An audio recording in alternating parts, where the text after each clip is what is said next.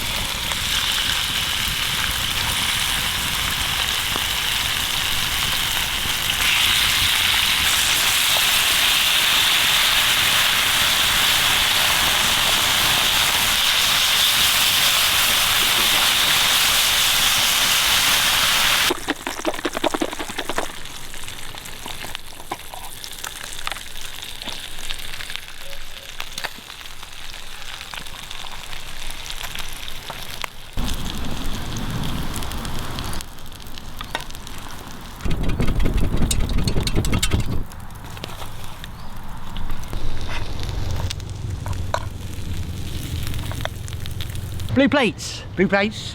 Bushcraft. Yeah, but you don't lose them in here. Wouldn't really good. When you had green plates, that'd be some fun, wouldn't it? So we got scrambled egg, bacon, Sausage. sausage which is pre-cooked, Pepper on there. yeah, Worcester sauce in there, Oh yes. and first meal at a new camp. And a plastic Fork. baby knife. Let's have a go, see what it's like. Oh, cuts be all right. nice. Scandi grind. Mmm. That bacon's amazing. Scrambled eggs are always good, but Yeah. I've also, as well as putting salt and pepper in that one, I'll put a few dashes of Worcester sauce as well. Well guys, you might notice that we're in a slightly different woodland. I did do a video on this a few weeks ago where we've got permission now to basically do some bushcraft and make a little camp in a deciduous woodland, which is different because I'm normally always in my coniferous woodland, and the big bushcraft camp that you guys know about is obviously there. But that's not to say that I'm not going to do videos there. We're still going to do videos there. We're still going to improve that camp. But so many emails have been coming through about, please can we do one in a deciduous woodland where it's much harder. Everything is not really as straight as pine, which is generally really, really straight. You know, the most of this is, well, silver birch really, isn't it?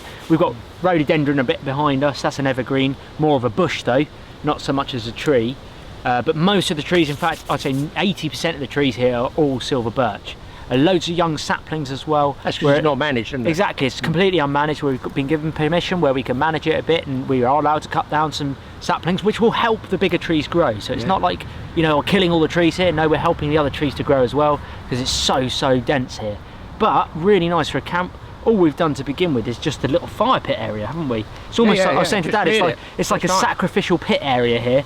You can imagine all in the primitive days where they got around the fire to discuss who they were going to torture, or who are they going to sacrifice to the gods. Well, it's bacon, wasn't it? But yeah, for us that was really good, yeah. Yeah, this actual woodland is an ancient woodland. It's owned by my family anyway, and I suddenly thought, why are we not using it? It's not used at all. And what we're sitting on are in fact these huge logs and trees that were cleared 20 odd years, over 20 years ago. No one, believe me, has been in here for 20 years. It's so, the nettles are everywhere as well. They're like head high. Bracken's coming up, isn't it? Bracken's coming up now as well, but it's so overgrown here. And if we did, once we get settled down and we get a proper camp set up here, if we come when it's quiet, Obviously, you know, there's planes that go overhead. We're near London. We're not far from London. London's huge. It's one of the biggest cities in the world, so the planes come across quite regularly. I think you probably, or if Mike comes out on his own, we'll get a lot more natural wildlife here. Probably pictures and sounds. More so than the so than the pine, because there's always more life inside deciduous where it's all green. Yeah. So what we've done is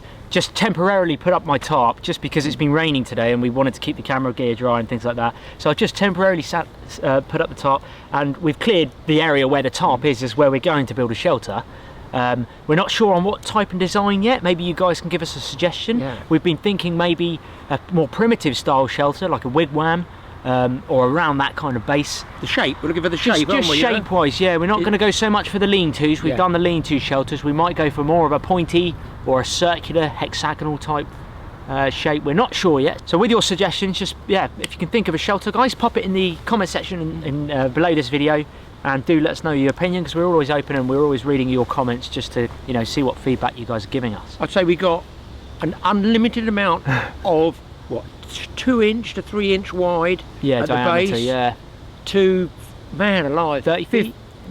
Well, the whole overall tree would be 15 feet pieces that we could bring. Maybe we think wigwam and curve, or should we use a larger ridge pole, an A-frame, and then that coppicing that they do for sides, just maybe a one-man Well, not coppicing, weaving, yeah. Weaving or whatever they call it. Chopping them down, yeah. We might do some weaving, because it's that sort of green sapling type tree here, so who knows? We're not sure yet. All we know is we've come here for the second time. The first time was a recce. The second time we've got the fire pit area, and we've got the actual camp location, where we're happy. We've got shelter from 3 sides here. By the wind, you guys can't see it, but all behind the fire.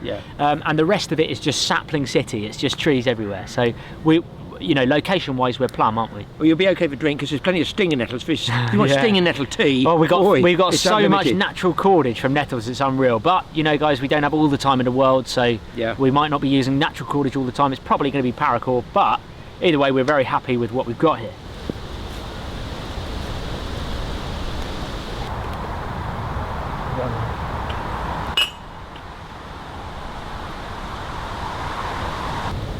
Boom.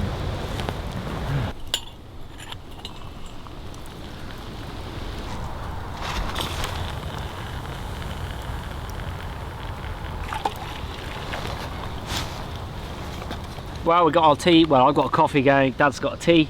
But he's got it in his metal no plastic canteen. Cups. So big mistake, guys. Big mistake. Burning I his can't mouth. go near it. I can't go near it. It's so hot. You know, it's been good. We've spent quite a bit of time clearing today. Yeah. Dad's brought some of his bigger tools with him. Yeah, put them in which that I probably wouldn't normally bring with me. I'd usually just use my axe and saw, and that's that. Yeah. But you've got a big old billhook type tool, haven't you? I've got two. I've got. You could call them. He's going to break into someone's house with those. Yeah. But we use these like giant secateurs. What do you guys call them? This sort of thing. But I mean, that's for going through anything of a mat gap, probably 2 to 3 inches diameter, maybe a 2-inch diameter, and I'll work my way around it in sections, cutting, and you can really pop things down quickly. The thing is, guys, Dad's older than me, so he doesn't like all this sawing all the time, because it's a lot of energy for him. Yeah. Well, what I did have, which is handy, with all the bracken, all the stinging nettles and brambles, to get into this clearing. Trust me, the rest of this whole forest site is not like this. No, it's not like this. Yeah. You'll see when Mike does a film walking out there.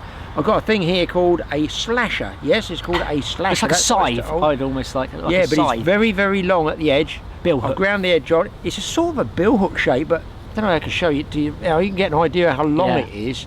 And there's a great big long shaft. I have to admit, that has been brilliant for clearing the nettles. And obviously a distance. Obviously, if your dog's running around, it might not be good. You might have 2 dogs.